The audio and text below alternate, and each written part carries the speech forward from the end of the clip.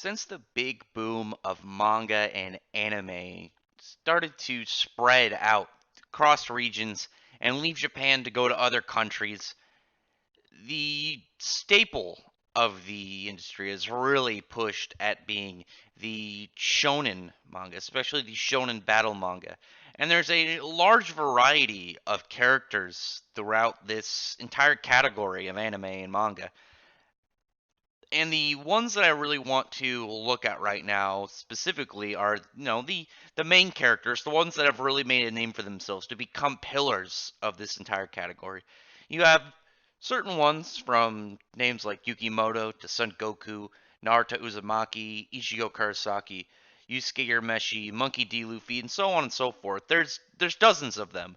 But there's one that I want to cover very, very specifically, one that I've come to really know and love, and that being the main character of this series, Fairy Tail, the Fire Dragon Slayer, Natsu Dragneel. And as I said, Natsu, I really like him. He's my favorite shonen main character, and despite negative opinions of him existing, I'm still staying strong with him. Now, I don't mind much when somebody wants to, rag on a series or a character I like. And there's always a level of when people are doing, they want to get a rise out of you. They want to get into an argument of just like going back and forth on, whose fandom is better. And a lot of the time, I think it's more for fun. I've done it. You like arguing back and forth between people, as I said. Posting panels and anime scenes, and it becomes more of a competition than anything. And it's not meant to be mean. It's not meant to be anything other than poking and prodding at a fun level. But there's definitely a level of people that just want to insult and hate and dislike things. Now, I don't mind really if you dislike something and you say this is why I don't like it. I don't really like this I don't like this theme of this series. I don't like that this character did this. This is, it just doesn't fit my taste. It doesn't fit what I like. Okay, fair enough.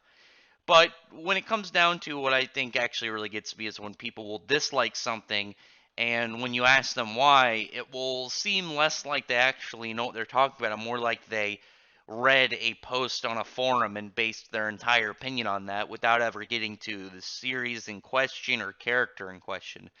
And not so I think more than a lot of main characters gets that. And I see a lot of posts and a lot of comments from people just saying that he's one dimensional, doesn't have a lot of character development, and he's the same from beginning to the end. And I am going to prove in this video, straight here and now, that that is completely false and fake news. And there have been a myriad of different points within the story where Natsu has shown progression, maturity, and character development through multiple events, and some of them I think are very understandable when you think about what relates to them. So just sit back and just listen. You don't have to watch the whole video, but I'd really appreciate it if those who are watching would listen up to at least get my points, and if you would comment below afterwards in the video on what you thought about this, and thumbs up and like the video, befriend the like button if you enjoyed it, and spread word, and hopefully I can get you to subscribe for more videos for the future. But other than that, let's get to exactly what I'm talking about in all this. On the surface level, Natsu, I think, very much is, for the most part, the same guy from where he was at the beginning to where he is now. But I don't mean that in no way that he hasn't developed inside. He hasn't developed as a character. Just that his overall layers, overall personality of a fun guy. Likes to fight, likes to have a fun time, likes goofing around. But is a bit quick to temper. It still stands. There's so many aspects to him that I think that people miss when they look over small subtle moments that lead into who he is in the series. You have this guy who one moment he's happy and he's enjoying himself, and then the next minute he's an emotional inferno, aiming to burn down all his enemies. But for whatever reason, people think there's nothing beyond that. Even though in chapter 2 we see the fact he's got deep-rooted father and abandonment issues, and we see more of them throughout the story. And I think those are probably one of the largest character moments for Natsu in so many ways. When you see this guy who is, this blazing brawler who, likes to jump into fights, whether they're for fun or whether they're serious to the situation, and all it really takes is a little bit of reminiscence of his time with Igneel, of who he sees as his father, to really bring him down to this frailty of emotions. And he just seems to get down on himself over just the idea of what happened, why did he leave him, and what is he supposed to do? Is he ever going to find him again? Is he alive or is he dead? And just how that affects Natsu on a whole.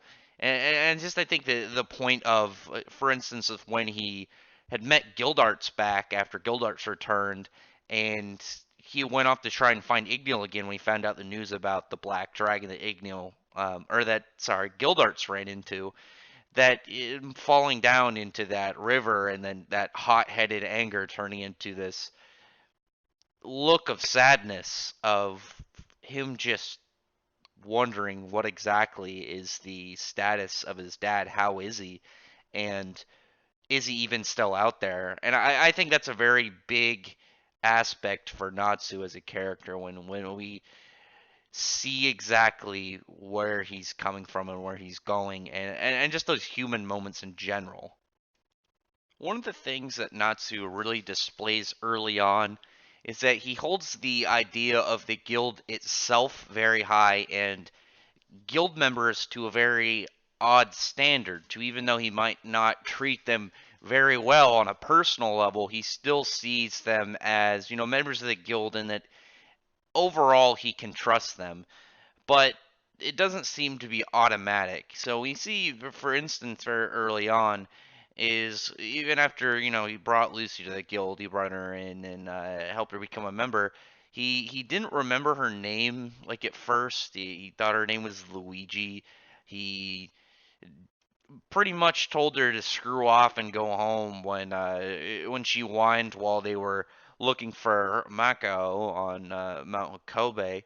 He, even after she got taken away by the Vulcan, seemed more interested in the fact that he was going to fight it and that it could talk, over the fact that he just kidnapped a member of the guild. While you have someone like Laxus, who was very aggressive, always insulting and being violent with people, and when he started the fighting festival and he made it so through Evergreen's magic that he threatened everyone that if they didn't take care of him in X amount of time, then he was going to have all the girls turn to dust and kill multiple members of the guild. And Natsu just didn't believe that he would do that because, he's known him long enough. He trusts him as a member of the Fairy Tale Guild. And you can really see where exactly that kind of blind idea of how he sees the idea of the guild, and just like where that kind of can go into his head, as he just didn't believe he could do any of these evil things because he has the fairy tale mark on his body, because he's been a member of the guild so long, because he is a stapled in member of their guild. And because of that kind of really strong tight grip on the more of the idea of the guild and what fairy tale means, and Laxus being such a long time member, then he has to be overall in the base root of things, holding on to that aspect as well when he clearly wasn't. And even though we saw the kind of belief that he had of, even if he was still trying for all this stuff, he didn't want to kill anybody. He didn't see anybody as enemy when he cast Fairy Law. He was still trying to go through all this. It wasn't a bluff. It wasn't a ploy to him. It wasn't any like fun scheme like that. Natsu kind of took it, and I think that's a kind of an example of really what we got of him early on. He even though he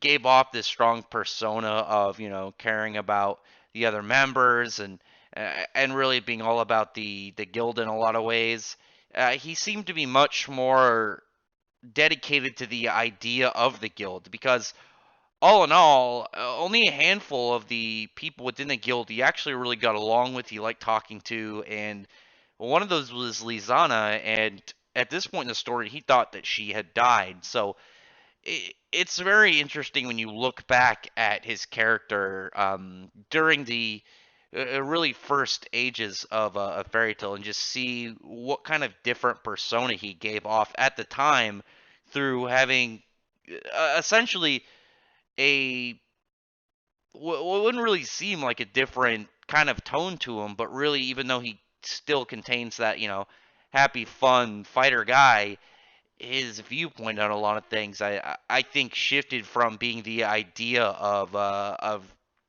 being guildmates and being comrades to really having it on a level of trust and understanding rather than just being like in the guild and bearing the mark. But that's something we're really gonna have to look for in these next couple bits. The encounter with Future Rogue, I think, really opened two really good examples as well of the character progression and development for Natsu. One just being in general of looking at his ability to really assess and take fights. If you take, for instance, his first real big fight in the series, his fight against Aragorn, while not being able to really do anything against him and losing, and Natsu really just got frustrated, got really angry because he couldn't figure out what was going on. He couldn't figure out what to really do, and he really just kind of had a fit of rage. Like, he just got pissed off. He couldn't really control his emotions, and they just started, flaming up and raging out. And when you look at, for instance, um, him going against Future Rogue, he didn't even have a remotely close to that kind of reaction. He said, "Okay, I gotta figure out what I need to do in order to beat him. He's too strong. I need to think of a strategy or a plan." And I think in general the humbling that he got from Gildarts, and the lesson of being weak isn't a bad thing. You need to know your weaknesses and your fears in order to grow further along the way. But also, when I mentioned that he was treating Lucy not very well in the beginning, and even when you look at, say, future Lucy in the whole last bit of the Grand Magic Games, when he saw Future Rogue Killer, even if it wasn't his Lucy, he still kind of had just the idea of her, and it was enough to bring him to tears and just make him enraged. And when you look back at that compared to them going on their first mission to get Mako, and he, barely remembered her name, didn't care really when she got kidnapped. When the first kind of mention at complaining, and he's just like, "All right, go, get out of here, bye. You don't have to be here. You can leave." And that just shows on both a personal level, but also a way he assesses and processes fights and his current status in them. And I think that's really good on multiple fronts for him. Probably one of the really first big moments for Natsu, I think, in terms of just displaying who he was in the early days of the series, is during Galuna Island when Gray was going to cast Ice Gel in order to encase Leon and prevent him from being able to melt the ice around Deliora. Obviously the ice around Deliora being Ur's body, as well as him not wanting to, in a way, kill but also not wanting Deliora in general free, making their master sacrifice, just kind of being for nothing, but at the same time also not wanting that that monster loose upon the world.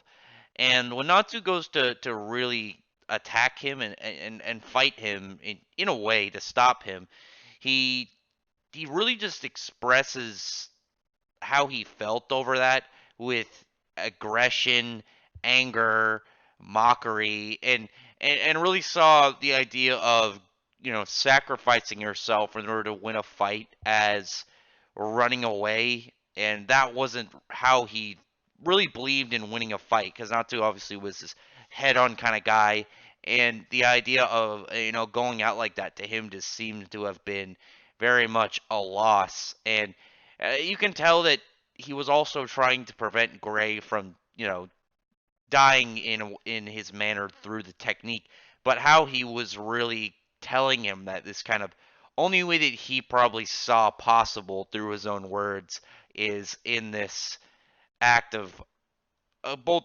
physical and verbal aggression. And that's again a like I said, I think the first really big display of his character, and just showed that he does care, but he's only able to really get it off and express it to Gray in his own way instead of probably what would be the most effective. But I think also in a way, uh, Natsu's kind of straightforward way of doing it probably helped Gray more than he really thought. You could tell at that last panel when they're just kind of looking at each other, the awkward kind of acceptance on both sides over his words.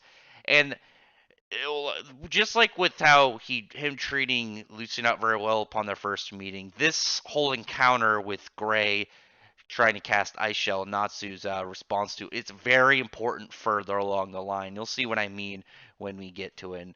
There's a few steps in between that and here that I really want to touch up on. This is probably the first one that I really want to get to. So, just get to what I would really see as the in betweens of the first and second time that he had to stop Gray from this, and you'll see what I mean.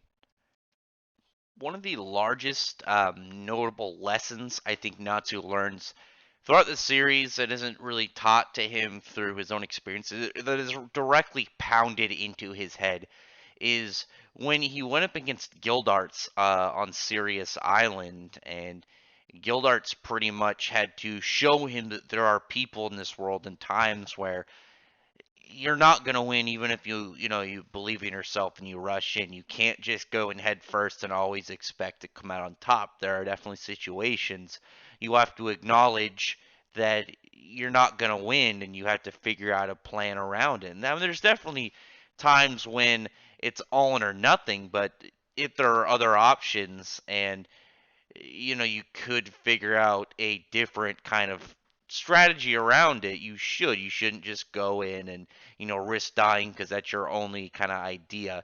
And as well as the fact that when you have a fear or have a weakness, you need to acknowledge those because that's knowing those and seeing those is how you grow.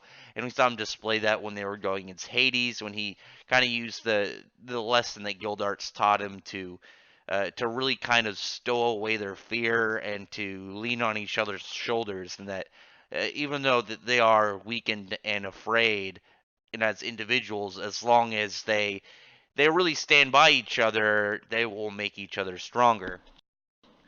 And it was a really nice thing for Natsu right there because it really showed that even when he thinks that it might be down and out, as long as he's got his friends to lean on, that he's able to improve because he really only feels weak and scared when he's afraid like that, and that he can't really do it alone.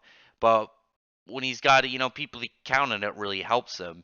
And it doesn't only just show through that. We see it in when he goes and storms the Sabretooth lodging, and when Minerva took Happy hostage, and you could see that look in his face when he realizes that he's got no option here. He's got to acknowledge and accept the fact that he's been checkmated in this scenario. He's not going to keep raging on and risk Happy's safety. As well as when he was fighting Future Rogue and Lucy, who came out of nowhere, interrupted, and gave some distance between the two. And Natsu just straight up says, I can't figure out what to do here. He's too strong for me. I need to figure out something. I need to, devise a strategy and advance myself. And even at a point of the right after Agile attacks Magnolia, when it's just straight up noted that Natsu is now kind of strategizing and thinking ahead in fights. And I mean, that one is just clear as day of, hey, look, he's advancing, he's progressing, he's developing, and he's not going to just let it just sit in one slow motion. He's going to keep progressing as a character, and it's definitely one of the ones that I think really add up to him, probably in the more positive aspect. And the next one, though, I think is still a tie into that for the future, but in a much more negative area. As I mentioned earlier in the video, one of the most, I think, human aspects for Natsu that we really see that's done really well is when it's displayed outside of his whole fiery, fun, smiley brawler kind of type. And that was displayed most whenever he had anything involving Igneel, because he went from that whole persona to this, this piece of frailty, this guy who just was missed his dad. And I think that's a very, very basic emotion that a lot of people can feel and a lot of people can understand with. And just like when he went off to go try and find Igneel because he wanted to, find the Acnologia, the dragon that Gildarts ran into. Obviously, he didn't know his name at the time, but running off to go try and find him, fell and landed in that river, and his emotion went from like angry determination to just looking like he was on the edge of tears as he just, thought to himself of, the time he spent with his father and how much he wanted to see him. And that was, I think, really heavy on Natsu, especially in Tartarus. Like just like seeing him again, he teared up and he had to switch back to his normal self, but he almost broke when Igneel died for him.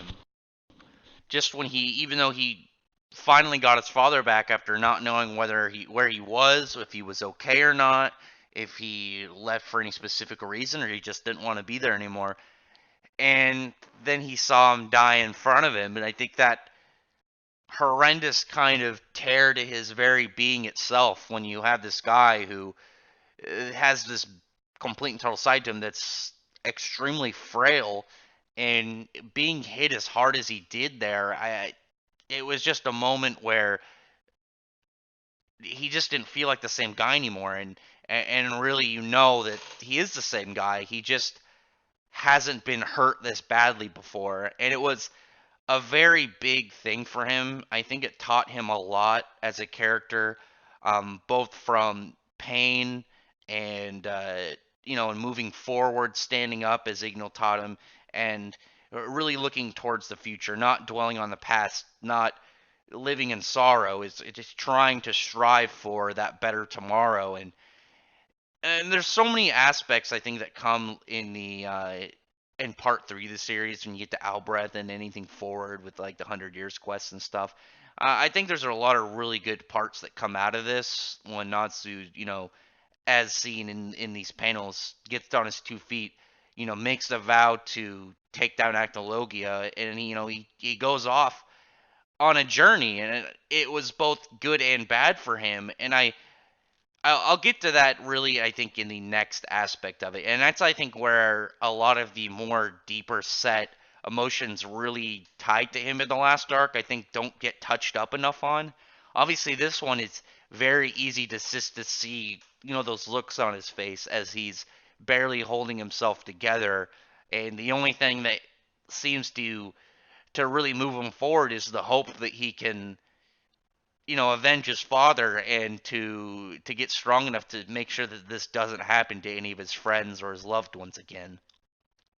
Going off what I said, a moment ago, I think that Igneel's death really taught Natsu a lot, and some things good and some things bad. Obviously, the severity of fighting for the ones you care about, as well as just in general fighting for a reason. And Natsu, I think, developed a lot in a lot of more subtle ways that I don't think people pay much attention to. And one of them is the fact that when you look at a lot of shonen main characters, they're either they don't kill or they'll kill and they don't really care much about, it doesn't really affect them that much. And we saw what I think is really interesting when he was talking to Lucy and how he acknowledges that he doesn't like to kill, but this is war and he's gonna have to do whatever it takes to win. He knows that even though he doesn't like to, he's going to have to if it means, making sure that the guild is alive tomorrow, that Lucy or Happy is alive the next day, that they need to take this all very seriously, and that sometimes when you leave, you don't kill an opponent, somebody that's dangerous, it could easily end up killing somebody that you care about. It was a very interesting aspect, I think, that he gave off very early in the Almreth arc that I don't think a lot of people paid enough attention to, and just that kind of very straightforward acknowledgement of, you look back at, say, the Battle of Fairy Tale, the fighting festival, when Laxus was, making them all fight and, potentially putting up members of the guild to die if they didn't. And Natsu just saw it all as a game. He thought it was fun. He liked the idea of it. He didn't believe that it would happen. And, you take this Natsu now and put him in that situation, he's going to really see that this, what's going on, this isn't okay. This isn't for fun. This is bad. And just the fact that he really acknowledges that his personal feelings towards the situation isn't going to fit in this. Just because he doesn't like to kill, it doesn't mean that he can really afford not to in a war, something that is being brought to them, something as dangerous as, Zeref's entire army. And that kind of carried over from, obviously Igneel, but Natsu, I think, did it very, in some good ways and some bad. When he was going against Igneel, using Igneel's power going against Zeref, and Zeref, revealed to him that he was E&D, and that killing him would result in him dying in the process. Now, Natsu obviously went there by himself in order to hopefully take down Zeref in, to prevent any loss in the sides, to prevent them ever to getting to guild, really to the guild, and putting those people in danger, minimalizing any further damage to anybody going forward. And he was ready to die in the process. He already went there with the possibility they might die. Him dying from killing Zeref, like he says, he's already decided he's not going to change his mind. And I think this scene was extremely heavy because, you see Happy go in and save him. And when you look back at with Gray, when Gray was going to sacrifice himself to take down Leon to prevent Deliora from coming back, Natsu goes off about how, dying in the process, all it really is running from the fight. It's not really a win.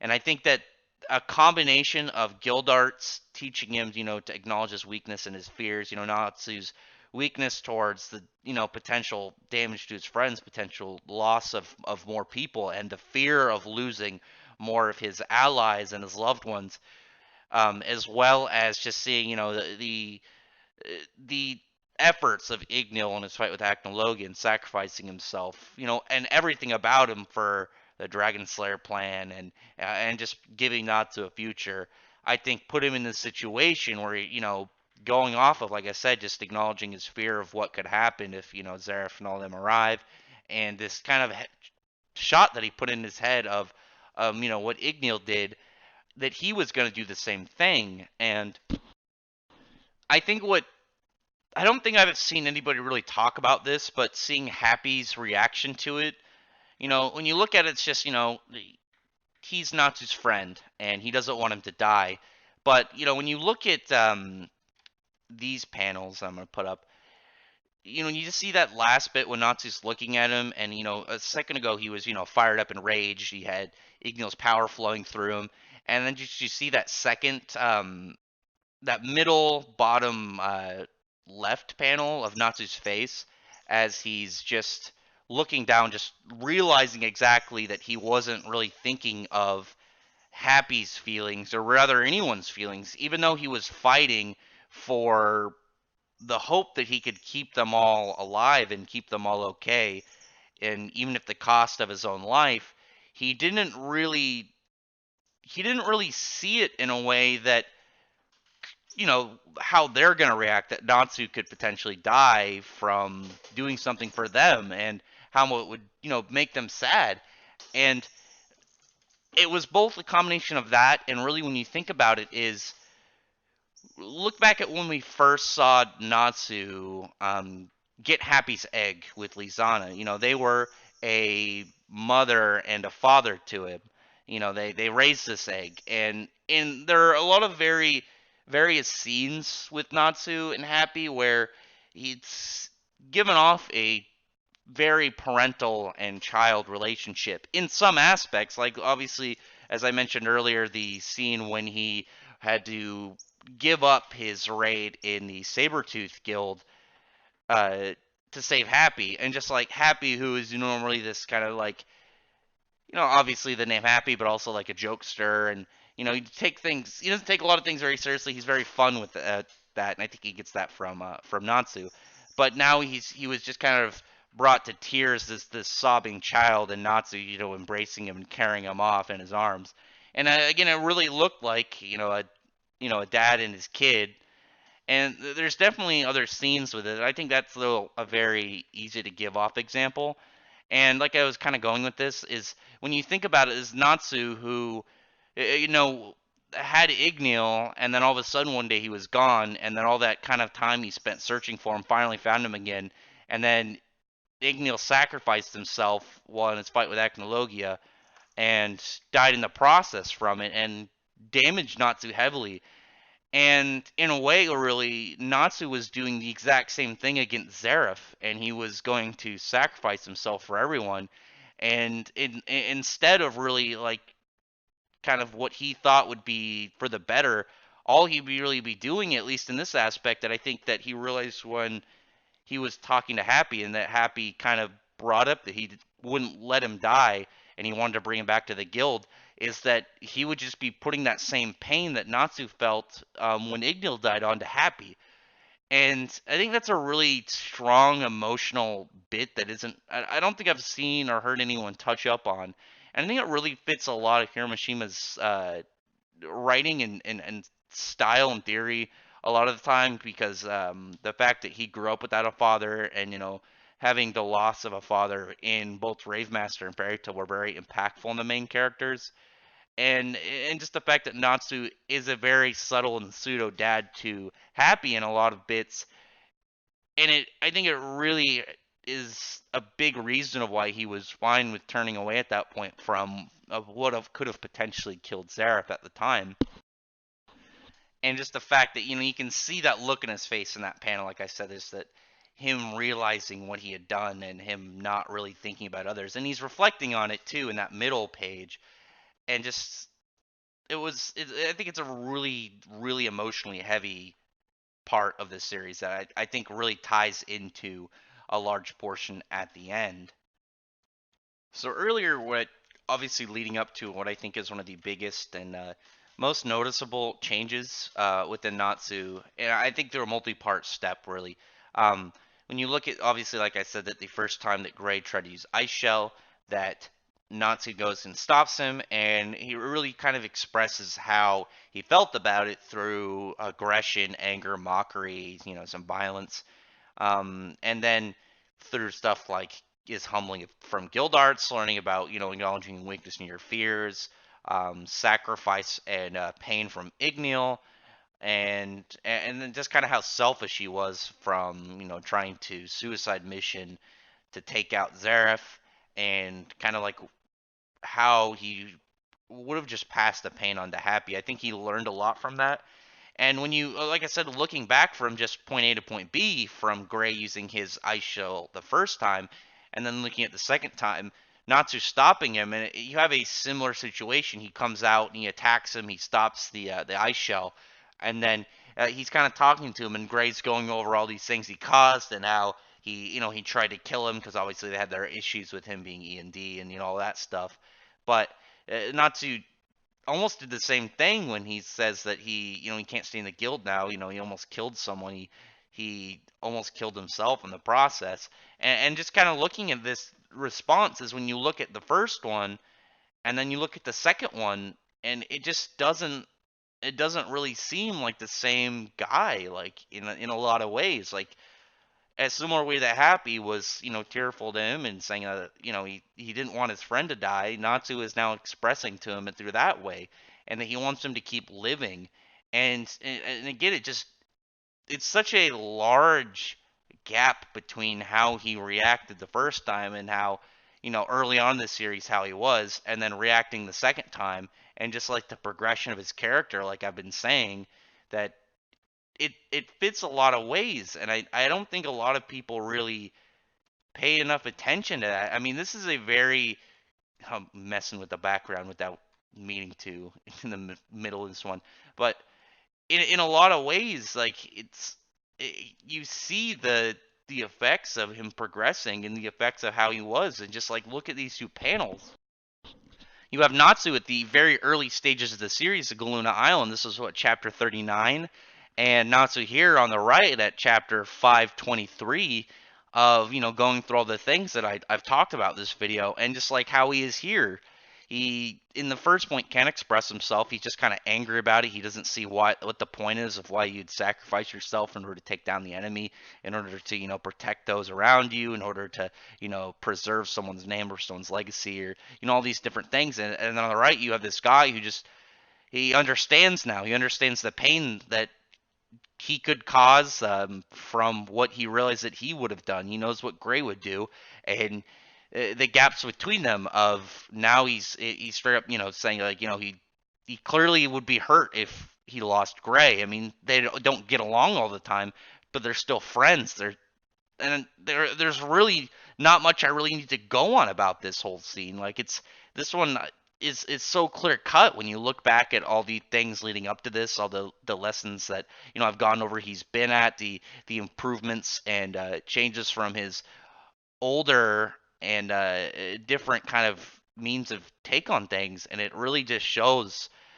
I think both a lot of Hiromishima's underappreciated writing and a lot of people's just like non-ability to pay attention to what's going on in the series, and it's not so as a character especially, is just it's really telling. I think a lot of the people that just want to hate on something for fun, but at the same time, it really just shows that Natsu, I think, has come a long way, and he's changed a lot as a character, and he still, like I said, on the surface, the way he normally conducts himself, he's the same guy, but he's the way he handles a lot of situations, the way he is emotionally, the way he really sees situations, people in the world has really changed. And there's only one more part that I really want to get into, but I mean, I don't think anyone can look at these two scenes getting to this point in the video and really thinking like, oh, he hasn't really progressed at all. He's the same guy.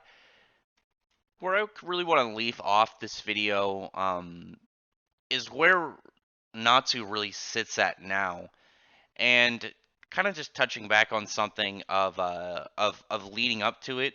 I think is just kind of basing off of when you look back at, say, with Jalal during the Arasion Seis arc, Natsu wasn't really keen on forgiveness and redemption once he saw people really as enemies. He didn't seem to really ever despise Gadgiel, and he didn't ever seem to really see Laxus as some form of horrible person, even after it, just kind of confused and upset. But with Jalal, he hated him, and he really wanted nothing more than to beat the shit out of him for making Urza cry. And it wasn't until he became that meat shield to really kind of guard Natsu that he seemed to be able to look past what he did and move forward. And I think that was a really big step from him as well, because it was a really good move from his stubborn and kind of dead set ways to really kind of looking at a person afterwards. And you see that a lot when he was talking to Acnologia over the fact that, as well as his just view on people, as well as Acnologi, who really came to see dragons as horrible creatures, and Natsu, who saw them the same as people, that they were good ones and they're bad ones. They're all different kinds, the same as there are humans. They're very much wide set variety, and I think both of those of that kind of redemption and uh, forgiveness and that wanting to do better sympathy, as well as his view on dragons, really is carried over into what's going on right now within the 100 Years quest. That he, at the start, was excited about going after the dragon gods, ready to hunt them down and take them out, as the quest was. He thought it would be fun, But at the same time, he talked about how, if any of them were a threat to his friends, any of them hurt his comrades, then he would for sure, slay and put them down. And it wasn't as much of a hunt anymore as it really just seemed to be like pretty much an execution at that point. But once he met Merkfovia, it was, you had this guy who had done all this evil in the past. He treated humans like, stock to slaughter, and he found joy in it. But at some point in his life, he just, after he, saved Caramel, that he just was ready to be better and wanted to push himself forward. He wanted to hopefully make people happy and make people better instead of making them hurt. But he wasn't sure if he would ever be able to do enough to really kind of make up for what all the bad he's done.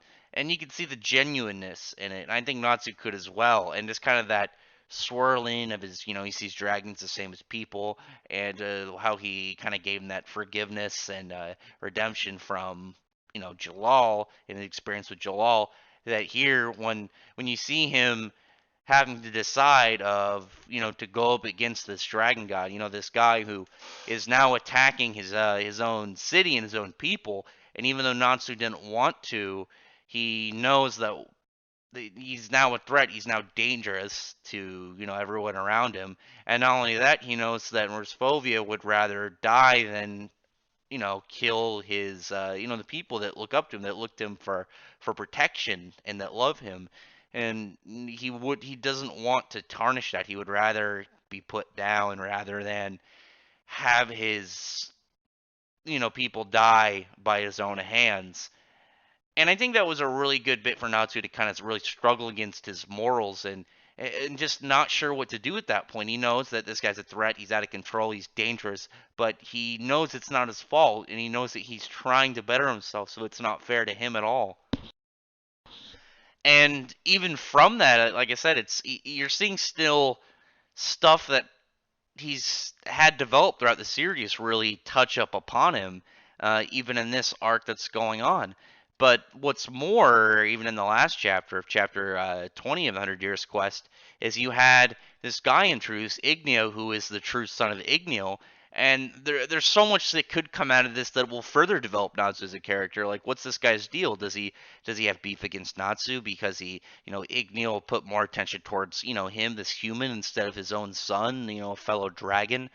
Put his more faith in the humans and the dragon slayers who were the cause of all this problem to defeat Acnologia, than his own species? Does he hate Natsu, that the fact that he grew up without a dad, and that he blames Natsu for it, that Igneel is dead now in a way because of Natsu? Maybe he wants to prove himself, prove his name to Igneel, and figure out whether or not he was right to fight not, or whether or not he was right to trust Natsu and put everything onto him, or if he was wrong and he should have put it onto his own son. There's a lot of things that he could have done, and there's a lot of things that he might be his motivation. He might just want to fight it. He might just want to have a brotherly brawl. There's a lot of stuff, and really, there's a lot of stuff that can come out of this, as I said. And like I said, if you've already made it this far in the video, you know that, as I've pointed out, and there's probably some stuff that I didn't even get to in this video. I just wanted to get some stuff that I think were the most important and most noticeable for Natsu as a character. And it's ridiculous to me when if there's anybody that made it all the way through this video and still could look back and say, well, he's just the same guy from the start. I mean, there's so many points where he's just blatantly, he'll handle a similar situation that he had at the beginning in a completely different manner. And it's not just, well, I want to do this time. You can tell it's because of the things he went through and all the experiences he had and all the different journeys and hardships and lessons that he took in. And there's a lot really to his character. Is he still the same kind of guy on the surface, walking around being a smiley buddy who, wants to go on and have fun adventures with his friends? He wants to battle and, have badass fights. But at the same time, he's a different guy inside. He handles all these situations differently. He lets people get more emotionally attached. He's much more, I think, as a person now than he was at the beginning. And I'm really hoping also, as I said, that if you've made it this far, you understand now. Am I saying he's the greatest character ever? No, he's my favorite shonen main character. I acknowledge he's not the best written ever, but he's definitely developed. He's definitely, I think, well written, and he's definitely a really good character. And if you like him, like I said, if you like him, I'd really appreciate it if you, like I said at the beginning of the video, and you made it all the way over here, to thumbs up the video. And if you run into any of those people that say Natsu hasn't developed, he's a one-dimensional character. He's the same from start to now. Just post in this video, say watch this video, and if you can make it through and disagree with this, try and refute these points and these parts in the series that clearly shows he's developed, then I don't know what to tell you. But other than that, I really appreciate, like I said, if you would thumbs up the video, subscribe for more. I'm gonna try and do more of these, character profile videos. Probably not on every character, just the ones I think that really need to be talked about the most. I want to do one on Zeref soon, one on Urza, and really kind of branch into the ones that I find the most interesting, that are probably the least appreciated, and maybe even the most understood. Because that's I think doubled into Natsu here. But other than that, subscribe for more. Check out my other videos. I do Sunday streams, and yeah, we talk about manga and whatnot there. And then I usually do fairy tale videos, Eden Zero, Black Clover, and a bunch of other stuff. So just check out my channel and see if there's anything you like. Other than that, I appreciate everyone who's already subscribed, and I thank you all for listening. Bye.